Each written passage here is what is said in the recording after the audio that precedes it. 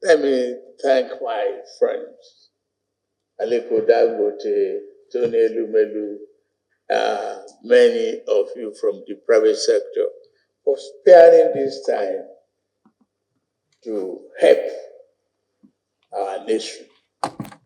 It's Nigeria that is calling, not Ebola Tinubu. And the hope of the entire nation hangs on you people. Ayo Salami, how are you? Good to see you. I want to see the challenge of the present time. Having listened to Wale, you've heard clearly what I would call you here. I can give instructions as the president from my office,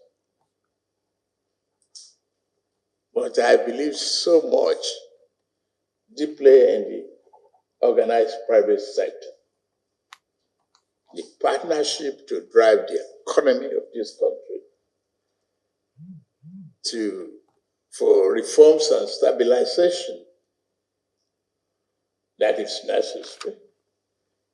Give the incentive where we must, and leave the market to control the pricing mechanism and the consumption. In the face of it, then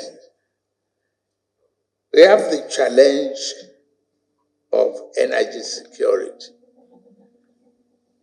We need to work together to include power, oil, and gas to increase our own grid electricity. We are determined to do that with your cooperation and collaboration and recommendation. As a nation, it's so shameful that we are about 4.5 gigawatts. We must increase our oil production too to 2 million barrels per day within the next few months. Remove all barriers for entry investment into the sector to enhance competitiveness. And we've had a challenge thrown at us and all of us. We have to be careful. I believe today is Americans' 150th celebration of their independence, while we were celebrating our 25 years progress in democracy. We have to look back and see how well we've navigated ourselves and look forward to better economic navigation. Food security is essential. I have declared a state of emergency on food security, and we must increase our staple crops by smallholder farmers. We are going to improve on mechanization. We've identified part of the infrastructural development to be within the reach. If you look at Sokoto Badagry Road, you have about 36, areas, dams that you can tap electricity from and generate additional electricity and do reticulation and help the agriculture and create arable farmland. Ready to listen to you on all of that. You are seeing us from close quarters, but we are one.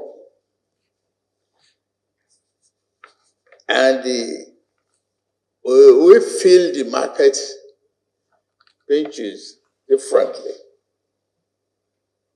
The price of food stuff and all of that.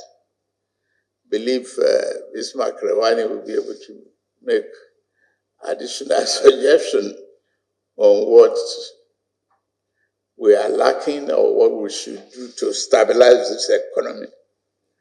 The Manufacturing Stabilization Fund, MSME2, and other fiscal measures has been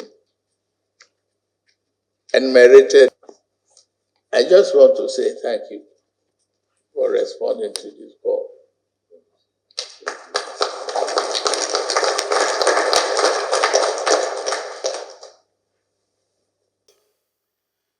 And the administration aims to systematically address the root causes of food insecurity. The strategy integrates economic reforms, targeted agricultural policies, and sustainable practices to establish a resilient food system capable of meeting Nigeria's nutritional needs sustainably. Such a multifaceted approach not only addresses immediate challenges, but also lays the groundwork for long-term socio-economic stability and prosperity. For the Bola Ahmed Tinubu administration in Nigeria, we have seized the bull by the horn. And it is imperative to reaffirm the significance of the July 2023 State of Emergency on food security. Enhancing the emergency response through increased transparency and stakeholder engagement is crucial not only to rebuild public trust in the government's intentions and capabilities, but also rally support and collaboration towards realizing Nigeria's economic potential outlined in the Renewed Hope agenda. This approach is vital for restoring stability and fostering sustainable development amidst current challenges. The President has just inaugurated the Presidential Economic Coordination Council, and that is a body that is made up of the President's Economic Management Team, the legislature represented by the leaders of the National Assembly, the Senate President, and the Speaker of the House of Representatives, as well as, very importantly, the subnationals represented by the chairman of the Nigerian Governors Forum, and of course, the elite of the private sector, both the likes of Alhaji Aliko Dangote, President Dangote Industries, and as we have here, Mr. Tony Elumelu, but also top economists, Dr. Doyin Salami, Mr. Bismarck Rewani, as well as some of the younger businessmen playing in the major league of the stock exchange quoted businesses and financial organizations. We have Mr. Jimovia there, we have Mr. Shegun Agbaje. So it is a mix of the top talent and the top stakeholders available within the Nigerian business sector. That council will meet and report to Mr. President monthly, and today they were presented with the outcomes of Mr. President's review of the accelerated stabilization and advancement plan. And that was in an emergency plan to cover the next 6 months, which Mr. President had directed that a combination of his own economic management team and the subnationals, the governorship, the governor's level, and the private sector put together for his consideration. And the sum of that very important exercise is that a 2 trillion naira package involving 350 billion naira funding for health and social welfare, 500 billion naira funding for agriculture and food security, 500 billion for the energy and power sector, and general business support of about 650 billion. In addition to a range of policy measures and tax measures, there is a range of executive orders which Mr. President has signed and which are being gazetted to ease the cost of doing business at this particular time.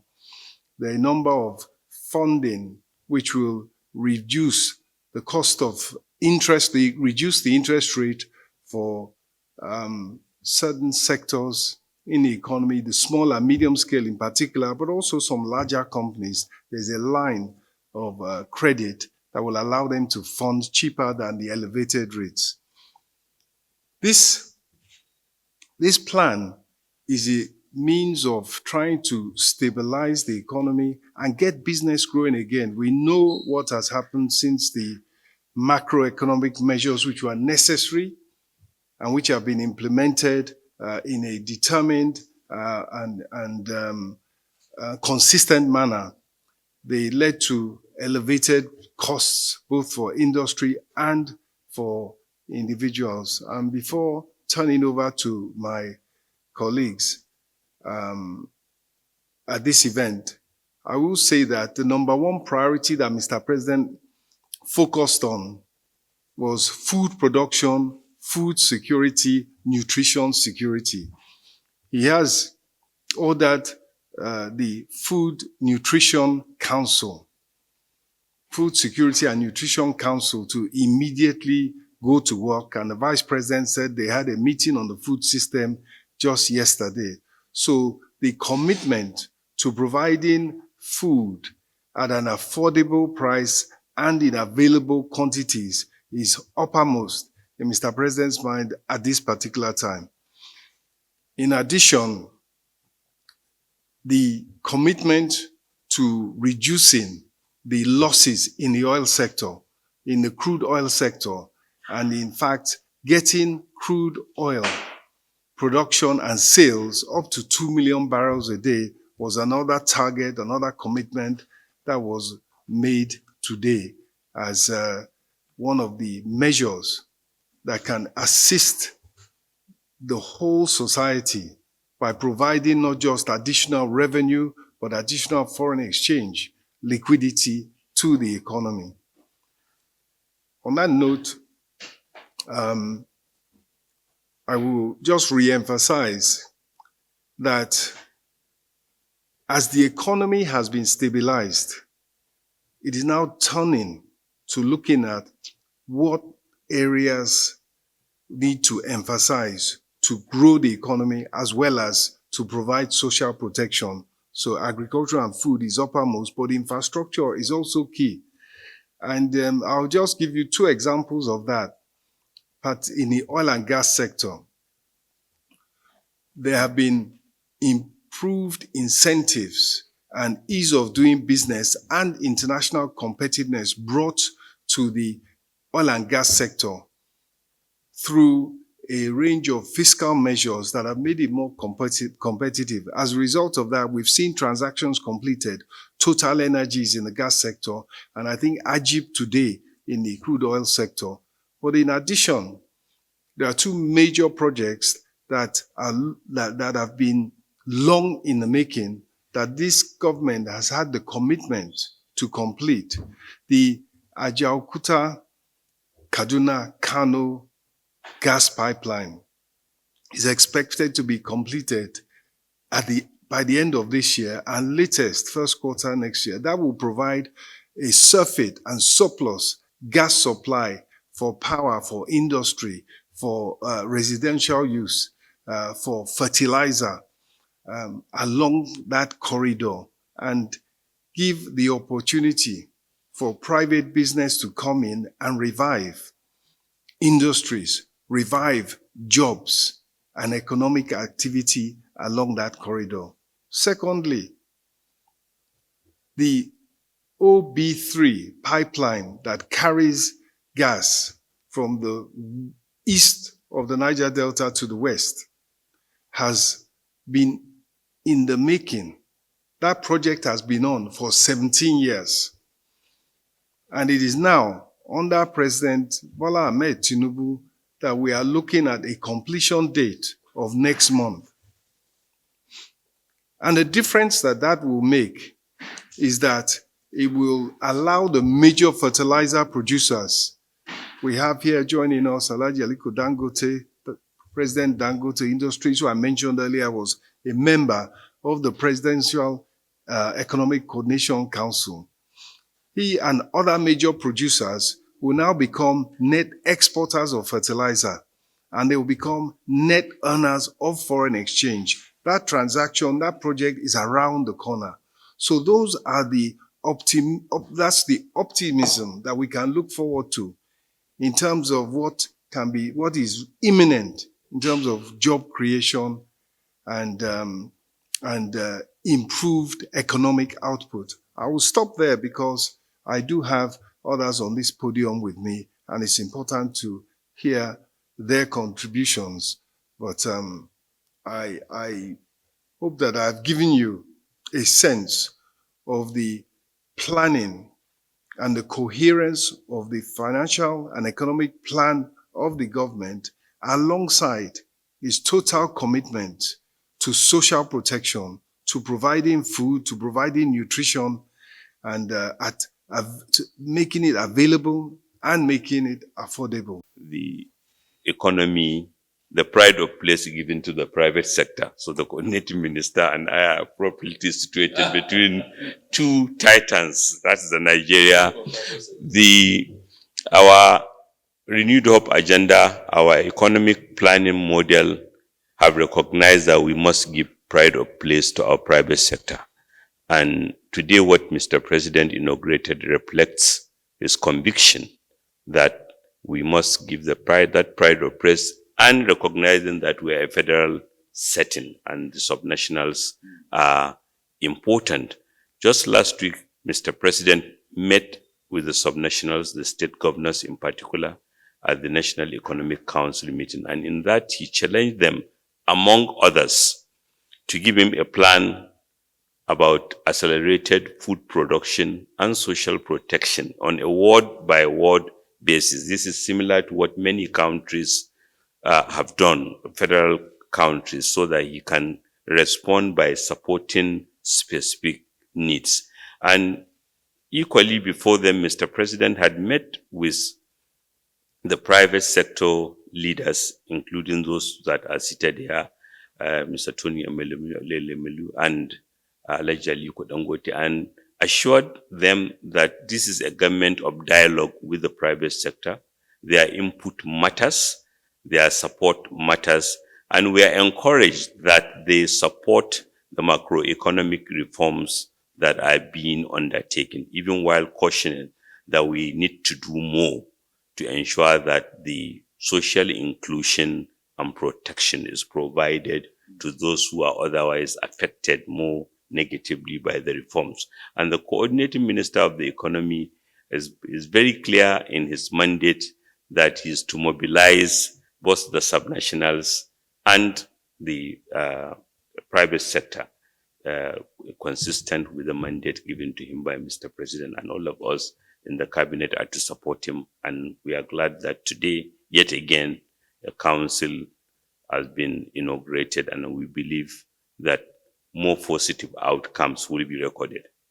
For me, as the president said, it's good for Nigeria to be talking about food security, because it is time we put more food on the table and also at affordable prices. The President spoke about energy crisis, security, energy security. We need to improve power generation in Nigeria so that we can power our businesses and power our people to prosperity. And we need to increase our oil production. As the coordinator said, the President's target is 2 million barrels per day. Is it achievable? Yes, but we just need to do what we need to do to get to that level. And also, all of this is all about creating prosperity for our people. The senior people, the old people, the junior people, the struggling people, small, medium-scale enterprises.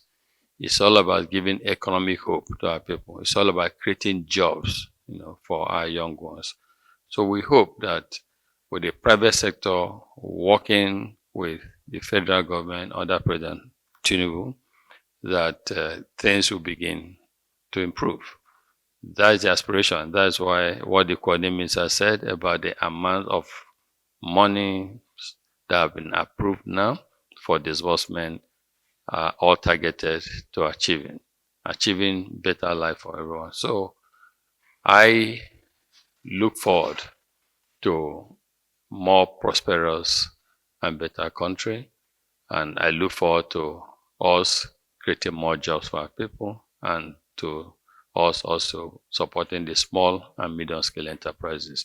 The President is very, very, very, very committed to this. He said today, 4th of July, America is celebrating their independence. We're here strategizing about how to create more prosperity for our people. I think really today, to me personally, it's a great day that the President has launched this, Presidential Economic Coordinating Council, where the private sector and the public sector will actually work together to make sure that we better the lives of our people.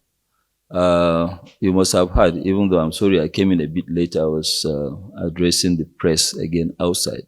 The Honorable Minister of Finance and Coordinating Minister of the Economy explained to you the kind of interventions that the government is going to make, I think almost 2 trillion.